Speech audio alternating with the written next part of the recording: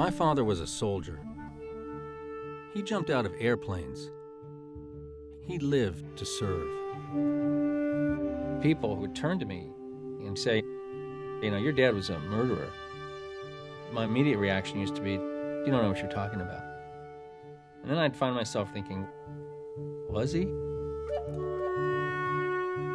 Well, who was he really? What were some of the questions that you had about your father that led you to make The Man Nobody Knew?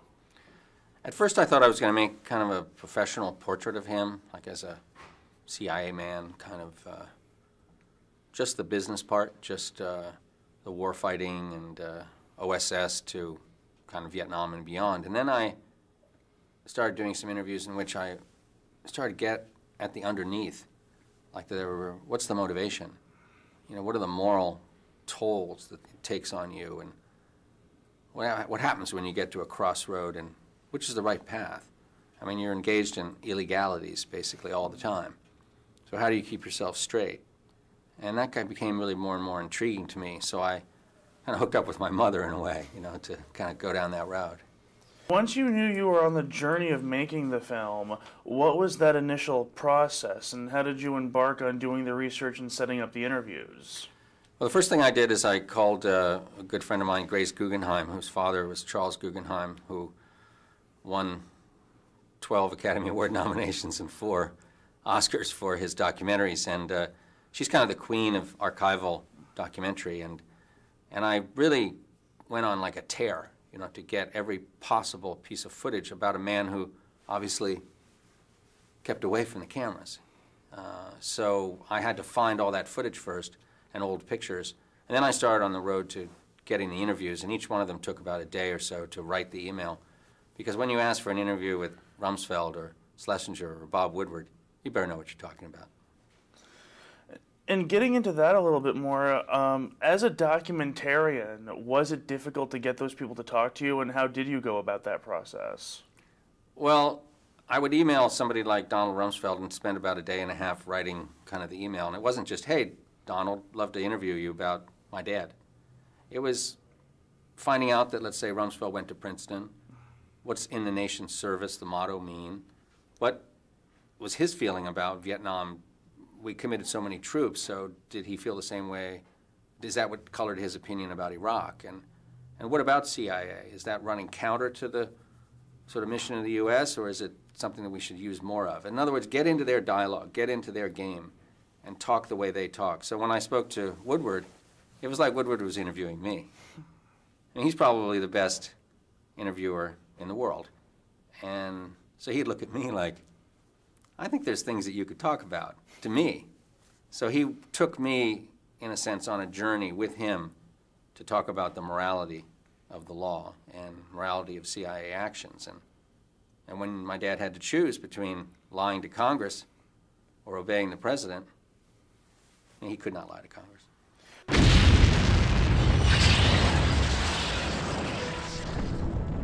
I am against assassination. I think it's counterproductive, and I've issued directives against it. By the time I got there in 1969, it felt much more like an assassination program. Current investigations could uncover several assassinations of which the CIA was involved. Yes, there were abuses. There was no doubt about it. They really got out of hand. As one person, to make the determination that you do not trust 435 members, each of whom won an open election in ostensibly a democratic society, I would say to you, sir, you don't have the right to play God. How many files of this character do you maintain on other members of Congress? Do you know what documents he destroyed? Don't you think that's an exceedingly loose way to run an agency, particularly the CIA? With documentarians, there's often a discussion of finding the fill and being open to where your subject takes you. How did The Man Nobody Knew evolve as you were filming it? At first I thought the movie was going to be just kind of professional and very rigid and just informative. But then I realized we're in an emotional territory here. And my producer, David Johnson, was sort of pushing me to be more personal. And I realized that the only way to really illuminate this story, I mean, remember, it's a very shadowy character you're talking about. He's like a cutout. He's like two-dimensional. How are you going to get underneath him? And that's when I started talking to my mother, and it kind of filled him out into 3D. The film goes back and forth between being this intimate portrait of your father and sort of a travelogue of 20th century global politics. How did you find that balance as a filmmaker? Well, that's the toughest part of the movie, was how do you integrate history and contextualize my father and then get into the personal story. You can't really tell about my mother's and his reactions to the Ziem murder without knowing, well, who was Ziem? And you can't really talk about that without knowing, well, why were we in Vietnam? So it was always it was always difficult to sort of spin those two together. And I'd say the trick was to never get away from my father for more than 45 seconds. So when you were doing the research and conducting these interviews, what did you learn about either global politics or your father that surprised you the most? Well, politics is sort of my passion, so I am pretty well attuned, to what's being said about and what the histories are. So, but I was trying to find the contemporary threads. How is this similar to today? I mean, is this just some history lesson about a guy that I hardly remember or don't even know? Or does it have relevance now? And I think it has relevance now because we're engaged in covert actions in probably 35 countries right now. Can you name more than two that, what are we doing? Who's in charge? Is it the right thing? Is it going to take us down? I mean, is this the moral thing to do? And if you have a problem with it, then speak up. So I think it's like a very volatile situation, like the U.S. relationship to covert action and spying right now. I think if you're going to do it, then do it. But you better have an open discussion about it, and don't be afraid of what the American people might tell you. The CIA and its director was always caught between doing the wish of the president and the law. And when the president said, do this, do that, the law got set aside normally. He was really a tortured soul. Take me a little deeper into what your mother brought into the film. And once she was involved, was it really easy to make your father a fully fleshed out, multidimensional character, or was it still a challenge? Well, my mother is kind of the heart and soul of the movie, and I kind of felt like we went on this journey together, and she provides kind of the moral underpinning. She sets the tone. And after all, the movie's a morality tale. She's holding him to a standard, and he's performing to that standard. The question is, really, how far can you go? How many questions can she ask?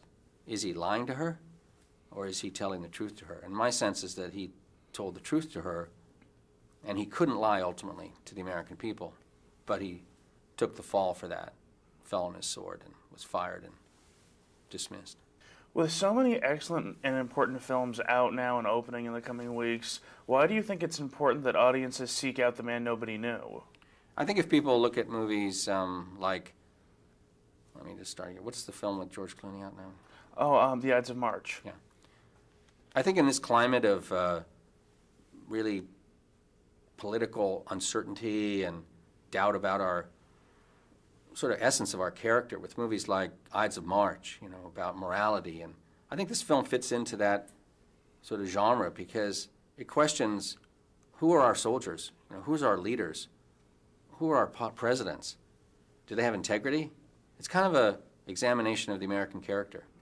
So Clooney can examine the morality of the office of the president, the ultimate responsibility, and I think I'm kind of examining his strongest right arm, his secret warrior, because that's what my dad was. Family wasn't always let into this world of his. He never had to really tell me anything. My father lived in a world of secrets, always watching, listening, his eye on the door. By the time I turned 30, I came to understand the man that nobody knew. Or at least I thought I did.